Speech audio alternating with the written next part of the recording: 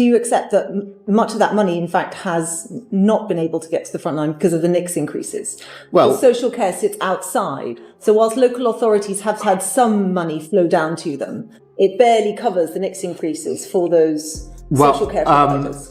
Thank you for raising Scunthorpe. We are in the middle of discussion, so I hope the committee will forgive me if I don't go through each of the fine detail, but I'm absolutely committed to steel production in this country. All of our plans are going to require infrastructure and more steel in this country, so the last thing we want to do is to lose our capacity on steel.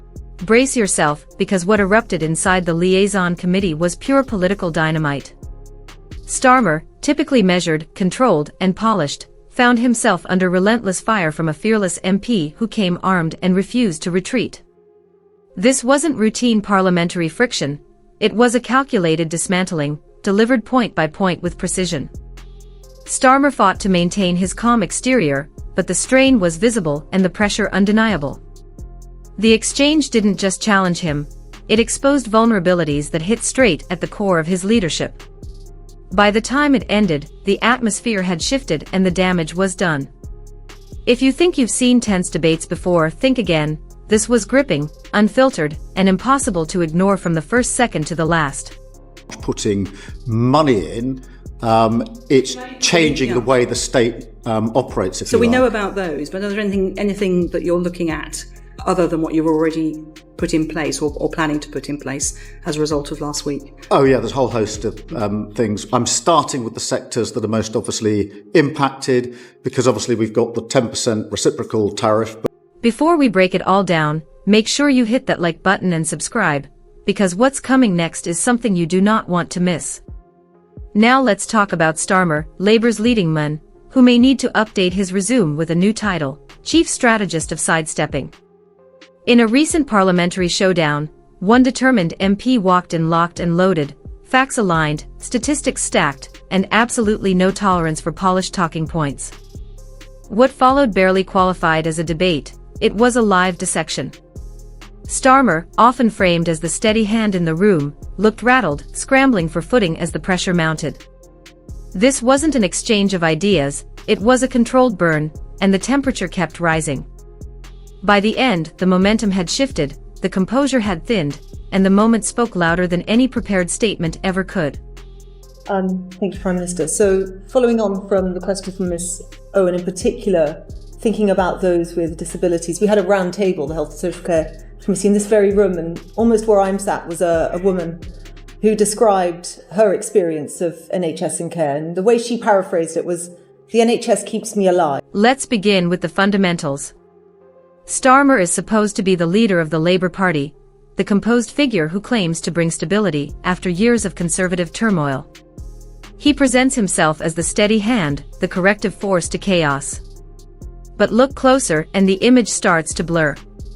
At times he appears less like a decisive leader, and more like someone navigating a maze of his own messaging, searching for clarity that never quite arrives. So what is his concrete vision for Britain? That's where the uncertainty deepens. His platform often feels difficult to define, shifting and indistinct. He speaks confidently about economic reform and defending working people, yet when the details are examined, the substance seems thin. Strong rhetoric fills the air, but tangible direction is harder to find. Social care is mainly a drain on the Treasury, or as an enabler to the economy? An enabler to the economy. My sister's a care worker, by the way, so I know this firsthand. I mean, it's about ensuring that people can live to their full potential. During the debate, one MP rose above the noise with blunt clarity and undeniable nerve, refusing to soften the message or hide behind politeness. The charge was direct. Starmer's failure to present a defined economic vision has left the country drifting without a compass. Where is the leadership? Where is the ambitious, big-picture thinking? Instead of a confident Labour movement ready to shape the future, what many are seeing feels like a diluted echo of the Conservatives, similar language, familiar tones, but little that feels truly distinct or decisive. The criticism didn't hold back. Starmer's cautious, measured approach was portrayed as hesitation at a moment demanding strength. In a time when the public is demanding direction, conviction, and bold leadership, careful ambiguity simply isn't enough. You say that, but then do you share my frustration that much of the sector feels as well, that 3 years, which then butts up any decision close to an election. Now, when we've had social care reforms be kiboshed in the past, it has been during election campaigns. Surely the way to solve this would be to get this done and dusted during this Parliament, not kick it into the long grass. Now let's zero in on policy. Starmer continues to promise social care reform, repeating it like a headline that's always in progress.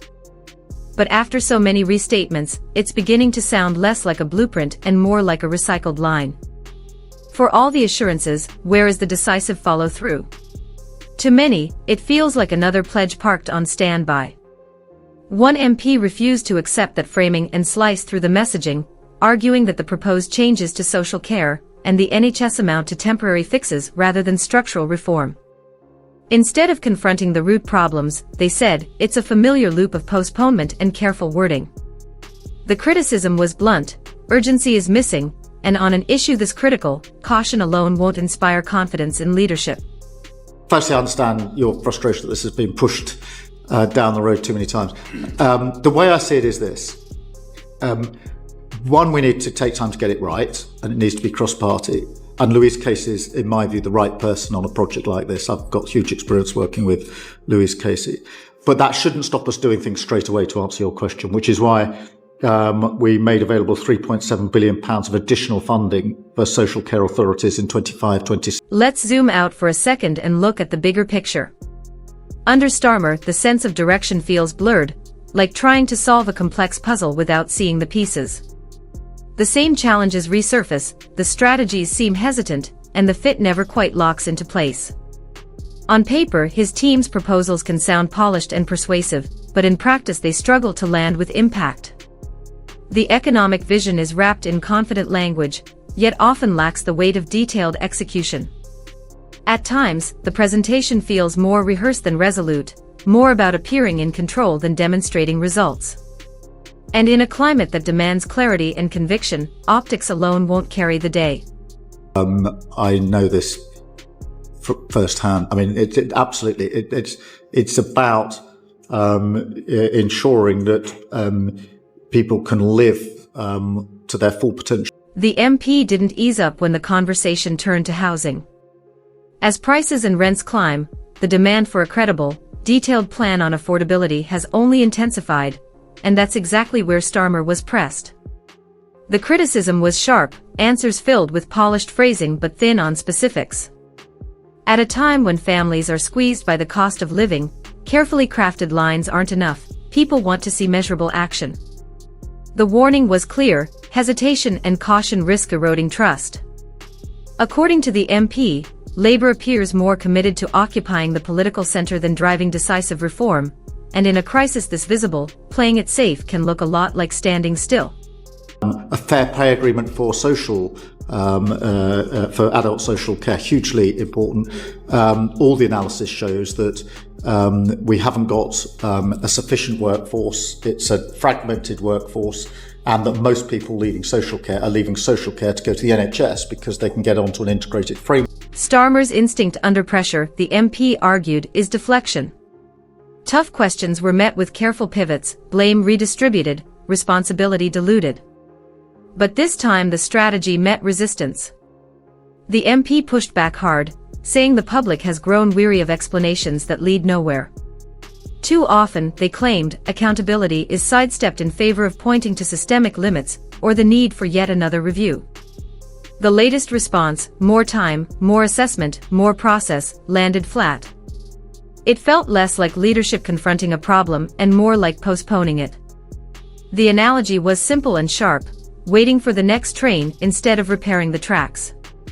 The accusation was clear, delay has become the strategy, and patience across the country is wearing thin. So, Prime Minister, how do you see the role of social care in our community and our economy? Hugely important. In its own right and working alongside the NHS. And I think, like most people, I've long thought we ought to reform it, which is why we've asked Louise Casey to carry out that reform. Starmer has promised to reinvent Labour, yet for some critics the pledge of sweeping reform now rings hollow. The speeches land with confidence, the language is carefully crafted, and the vision can sound compelling in the moment.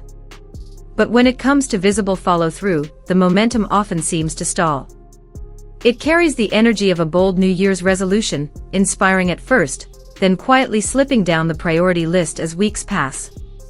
The message is always that this time will be different, that real change is just around the corner. Still, when stripped back to outcomes rather than oratory, the agenda can feel like a chain of polished slogans, powerful on delivery, but less durable under scrutiny. It's a game. Politics shouldn't be a hobby, a pastime for people who enjoy the feeling of power. And nor should it be a sermon from on high, a self-regarding lecture, vanity dressed up as... Let's break down Starmer's approach to NHS reform. The pledges are bold: reduce waiting times, boost funding, modernize services, all the right words to sound competent and in command. Yet when it comes to execution, the plan dissolves into vagueness, with concrete steps pushed indefinitely into the future. The effect is striking: ambitious promises paired with little immediate impact, leaving the same challenges unresolved. Summed up, the approach reads like a promise without a timetable: we'll fix it, just not today. Maybe next year, or the year after, but soon, definitely soon. The urgency the public expects is lost somewhere in the delay. I say this. No more money without reform. I'm not prepared to see even more of your money spent on agency staff who cost £5,000 a shift, on appointment letters which arrive after the appointment, or on paying for people to be stuck in hospital just because they can't get the care. Now let's dive into his so-called education reform. Here, too, Starmer has promised the world but delivered very little. He speaks at length about increasing investment and closing the gap between privileged and underprivileged students, yet the reality tells a harsher story. Schools are still grappling with severe funding cuts and closures. And you can almost hear the familiar line rehearsed to perfection: we're working on it. Definitely working on it. But words alone won't repair a system in crisis. Despite all the grandiose promises, the education landscape remains strained, and leadership appears fragile under the pressure. At this point, Starmer's vision for reform might as well come with a complimentary pair of rose-tinted glasses. Also said this, that it needs significant additional investment will be needed for schools, that they need the more resource. So will you commit to more investment for schools and education ahead of the next general election to fulfil your mission beyond what you've already set out? Thank you. Yeah, but the approach I've taken in this mission and all our missions is to set out the change that we need to make. Picture Starmer's reform efforts as a game show where the grand prize is broken promises. He unveils flashy plans like a stage magician, dazzling the audience with vision and flair. But the illusion doesn't last. Soon the magic fades, leaving the public staring at the same overcrowded classrooms, budget shortfalls, and familiar struggles. The familiar reassurance echoes: don't worry, we've got a plan. Yet time and again, these reforms feel less like practical solutions and more like political fairy tales, thrilling in the moment, but exposed as empty dreams when the curtain falls. I mean, it's £3.7 billion of additional funding. That's a huge uplift. It's 6.8% in cash terms, which is... But the amount that's going to the independent social care providers is about 800 million to... 880 million. Indeed, yeah, to local authorities, which is about the bill for the next increase. Well, look, I mean, it's a huge cash terms increase that's which isn't actually going through. to deliver anything new. It's just going to pay you. The core issue is Starmer's endless promise of reform, just around the corner, a corner that never seems to arrive. It's like following a faulty GPS, only to end up at the same dead end every time. Even when he touts radical change, one MP didn't hold back, calling him out for being completely off course. Out of touch with what people genuinely need, his speeches overflow with polished, feel-good lines that ultimately fail to deliver. The MP's message was sharp and clear. Starmer struggles to connect with those craving decisive, real-world leadership, leaving the public longing for direction that simply isn't there.